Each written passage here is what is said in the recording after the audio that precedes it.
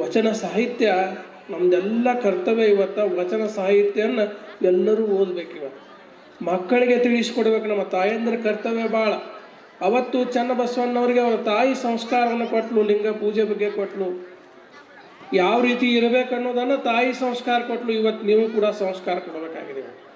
ಆ ತಾಯಿ ಚೆನ್ನಾಗಿ ಸಂಸ್ಕಾರ ಕೊಟ್ಲು ಅಂಥೇಳಿ ಚನ್ನಬಸವಣ್ಣವರು ಬರೀ ವಚನವನ್ನು ಬರೀಲಿಲ್ಲ, ಇಡೀ ವಚನ ಸಾಹಿತ್ಯವನ್ನು ರಕ್ಷಣೆ ಮಾಡಿದವರು ಚನ್ನಬಸವಣ್ಣವ್ರು ಅನ್ನೋದು ಮರಿಬಾರ್ದು. ಅದಕ್ಕೆ ತಾಯಂದರಿಗೆ ನಾವು ಯಾವಾಗಾದ್ರೂ ಹೇಳ್ತೇವೆ, ಸಂಸ್ಕಾರವಂತರಾಗ್ರಿ, ಸಂಸ್ಕಾರ ಕೊಡ್ರಿ ಅಂತ ಹೇಳಿ.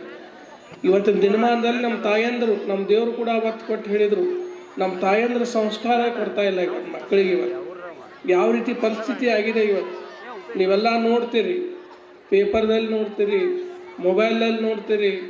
ಇವತ್ತು ಸಂಸ್ಕಾರ ಇಲ್ಲಕ್ಕೆ ಯಾವ ರೀತಿ ಮಕ್ಕಳು ಇವತ್ತು ವರ್ತನೆ. ಇವತ್ತು ಅದು ವಿಶೇಷವಾಗಿ ಯುವ ಪೀಳಿಗೆ ಇವತ್ತು ತಂದೆ ಅಂದ್ರೆ ಗೊತ್ತಿಲ್ಲ, ತಾಯಿ ಅಂದ್ರೆ ಗೊತ್ತಿಲ್ಲ, ಗುರು ಹಿರಿಯರ ಬಗ್ಗೆ ನಿಷ್ಠೆ ಇಲ್ಲ. ಯುವಕರು ದಾರಿ ಬಿಡ್ತಾ ಇದ್ದಾರೆ. ಇವತ್ತು ಯುವಕರು ಸುಧಾರಣೆ ಆಗಬೇಕಾದ್ರೆ ಇಂಥ ಪ್ರವಚನ ಮುಖಾಂತರ ಸುಧಾರಣೆ ಆಗ್ತಾ ಇದ್ದಾರೆ. ಶರಣರ ತತ್ವಗಳನ್ನು ಹೇಳಿಕೊಡ್ರಿ ತಾಯಂದರೆ ದಯವಿಟ್ಟು, ಅಂದಾಗ ಯುವಕರು ಸುಧಾರಣೆ ಆಗ್ತಾರೆ.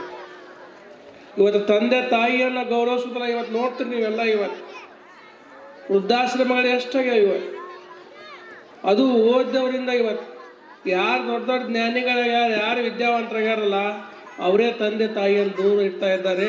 ಇದಕ್ಕೆ ಏನು ಕಾರಣ ಅಂದ್ರೆ ಸಂಸ್ಕಾರ. ನೀವು ಸಂಸ್ಕಾರ ಕೊಡ್ತಾ ಇಲ್ಲ. ಇವತ್ತು ದಿನ ಒಂದು ಶರಣರ ವಚನ ಹೇಳ್ರಿ ಇವತ್ತು, ಅಂದಾಗ ಮಕ್ಕಳು ಸುಧಾ ಮುಂದೆ ಕುಂಡಿಸ್ಕೋರಿ. ಅವರು ಒಂದು ಸ್ವಲ್ಪ ಟಿ ವಿ ಸರಿಸಿದ್ದಾರೆ, ಸ್ವಲ್ಪ ಟಿ ವಿ ಕಡೆ ಲಕ್ಷ ಬಂದ್ ಮಾಡಿ ಆ ಮಕ್ಕಳಿಗೆ ನೀವು ಸಂಸ್ಕಾರ ಕೊಡ್ರಿ, ವಚನಗಳನ್ನು ಹೇಳ್ರಿ, ಶರಣರ ಸಂದೇಶಗಳನ್ನು ಹೇಳ್ರಿ, ಶರಣರ ಚರಿತಾಮೃತಗಳನ್ನು ಹೇಳ್ರಿ. ಇವತ್ತು ಅಂದಾಗ ನಮ್ಮ ಮಕ್ಕಳು ಸಂಸ್ಕಾರವಂತರಾಗ್ತಾರೆ.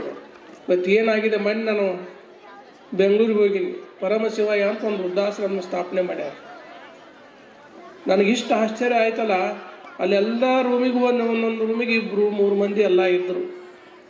ಅವ್ರನ್ನೆಲ್ಲ ಪ್ರಶ್ನೆ ಮಾಡೀನಿ ನಾನು, ನಿಮ್ಮದು ಯಾವರು, ಮಗ ಎಲ್ಲಿ, ಮಗಳು ಎಲ್ಲಿ ಅಂತೇಳಿ.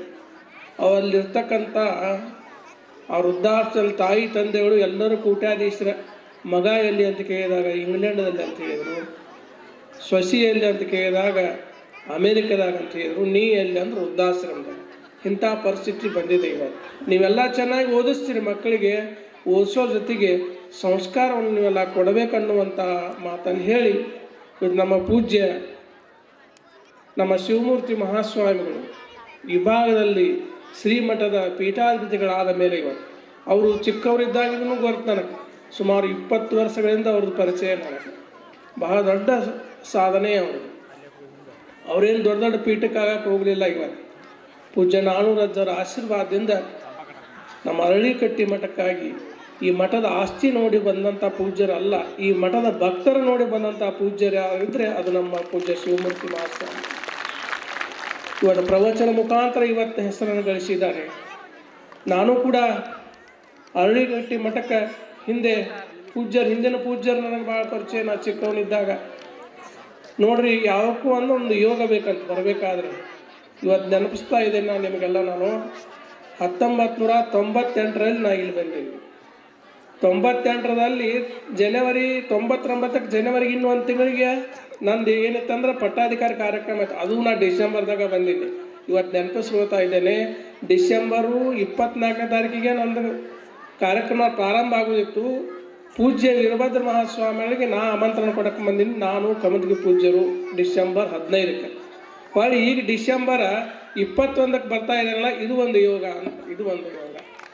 ಅಂದಿನ ಮಠನೂ ನೋಡೇನಿ, ಇವತ್ತಿನ ಮಠನೂ ಕೂಡ ನಾನು ನೋಡೇನಿ. ನಾನು ಖುಷಿ ಅನ್ನಿಸ್ತಾ ಇದೆ. ಎಷ್ಟು ಚೆನ್ನಾಗಿ ಬೆಳೆಸಿದ್ದಾರೆ, ಎಷ್ಟು ದಾಸೋಹ, ಅಂಥ ಒಳ್ಳೆಯ ಕಾರ್ಯಕ್ರಮ, ಭಾಳ ಅಚ್ಚುಕಟ್ಟಾದ ವೇದಿಕೆ, ಎಷ್ಟು ದಾಸೋಹ ಭಾವನೆ. ಈ ಭಾಗದಲ್ಲಿ ನೋಡಿ, ನಾಳೆ ನಮ್ಮ ಭಕ್ತರದು ಯಾವತ್ತೂ ಆರೋಗ್ಯ ಒಳ್ಳೆದಿರ್ಬೇಕಂತ ಹೇಳಿ ನಾಳೆ ಆರೋಗ್ಯ ತಪಾಸಣೆ ಶಿಬಿರ, ಸಣ್ಣ ಮಕ್ಕಳಿಗೆ ವಚನ ಸ್ಪರ್ಧೆ, ವಚನ ಕಂಠ ಪಾಠ ಸ್ಪರ್ಧೆ ಇರ್ಬೋದು. ನೋಡ್ರಿ, ಒಳ್ಳೊಳ್ಳೆ ಯೋಜನೆಗಳು ಪೂಜ್ಯರದು. ಇದು ಯಾರಿಗೋಸ್ಕರ ಅಂದ್ರೆ ನಿಮ್ಮಂಥ ಭಕ್ತರಿಗಾಗಿಯೇ ಪೂಜ್ಯರು ಅನ್ನುವಂಥ ಮಾತನ್ನು ಹೇಳಿ ಈ ಕಾರ್ಯಕ್ರಮ ನೋಡಿ ಭಾಳ ಖುಷಿ ಆಯಿತು, ಆನಂದ ಆಯಿತು. ಪೂಜ್ಯ ಶಾಸ್ತ್ರೀಜಿಯವರಂಕ ಚನ್ನಬಸವಣ್ಣವ್ರ ಬಗ್ಗೆ ಭಾಳ ಚೆನ್ನಾಗಿ ಪ್ರವಚನ ನೀಡಿದ್ದಾರೆ ಅನ್ನುವಂಥ ಮಾತನ್ನು ಹೇಳಿ ಈ ವೇದಿಕೆ ಮೇಲೆ ಎಲ್ಲ ಯುವ ಯತಿಗಳಿದ್ದಾರೆ. ನಮ್ಮ ಪೂಜ್ಯ ಶರಣ ಬಸದೇವರು PhD ಮಾಡ್ಕೊಂಡವರು. ನಮ್ಮ ಹುಣಸಿ ಕಟ್ಟಿದೇವ್ರು ಎಷ್ಟು ಚೆನ್ನಾಗಿ ಮಾತಾಡ್ತಾರೆ ನೋಡ್ರಿ. ನಾವೇನು ಅಲ್ಲ ಅವ್ರ ಮುಂದೆ. ನಮ್ಮ ಪೂಜ್ಯ ನಂದಗಡ ದೇವರು ಈಗ PUC ನೋಡ್ರಿ, ಅವ್ರು PUC ಅಂತ ಕೇಳಿನ ನಿಮ್ಮ ಮಕ್ಕಳನ್ನ ಯಾರನ್ನ ಮಾಡ್ತೀರಿ ನಮ್ಮ ಮಠಕ್ಕೆ? ಯಾವ ಎಲ್ಲ ದಾನ ಮಾಡ್ತೀರಿ ನೀವು, ಭೂದಾನ ಮಾಡ್ತೀರಿ, ಗೋದಾನ ಮಾಡ್ತೀರಿ, ಜಮೀನು ದಾನ ಮಾಡ್ತೀರಿ. ಮಕ್ಕಳು ದಾನ ಮಾಡೋದು ಅಂದ್ರೆ ಕೇಳಬೇಡ, ನೋಡಿ ಅಜ್ಜಾರ ಅಂತೀರಿ ನೋಡಿ. ಇಷ್ಟು ಚಿಕ್ಕ ವಯಸ್ಸಿನಲ್ಲಿ ಪೂಜ್ಯರು ಭಾಳ ಚೆನ್ನಾಗಿ ಮಾತನಾಡಿದ್ದಾರೆ ಅನ್ನುವಂಥ ಮಾತನ್ನು ಹೇಳಿ ಇವತ್ತು ಪೂಜ್ಯ ನಮ್ಮ ಎಡಕಟ್ಟಿ ಪೂಜ್ಯರು ಈ ಭಾಗದಲ್ಲಿ ಯುವಯತಿಗಳಾಗಿ ಯಾರೇ ಕರೀಲಿ, ಇವತ್ತು ಯಾವುದೇ ಹೋರಾಟ ಇರ್ಬೋದು ಎಲ್ಲದರಲ್ಲಿ ಭಾಗವಹಿಸಿ ಬಸವಣ್ಣನವರು ಅಪ್ಪುವಂಥ ಕೆಲಸ ಈ ಭಾಗದಲ್ಲಿ ಯಾರಾದರೂ ಮಾಡಿದರೆ ಪೂಜ್ಯ ನಮ್ಮ ಶಿವಮೂರ್ತಿ ಮಹಾಸ್ವಾಮಿಗಳು ಅನ್ನುವಂಥ ಮಾತನ್ನು ಹೇಳಿ ನಿಮಗೆಲ್ಲರಿಗೂ ಕೂಡ ಬಸವಾದೀಶ್ವರರ ಆಶೀರ್ವಾದ ನಿಮ್ಮೆಲ್ಲರ ಮೇಲೆ ಸದಾ ಇಲ್ಲ ಅಂಥೇಳಿ ನನ್ನ ಎರಡು ಮಾತಿಗೆ ನಾನು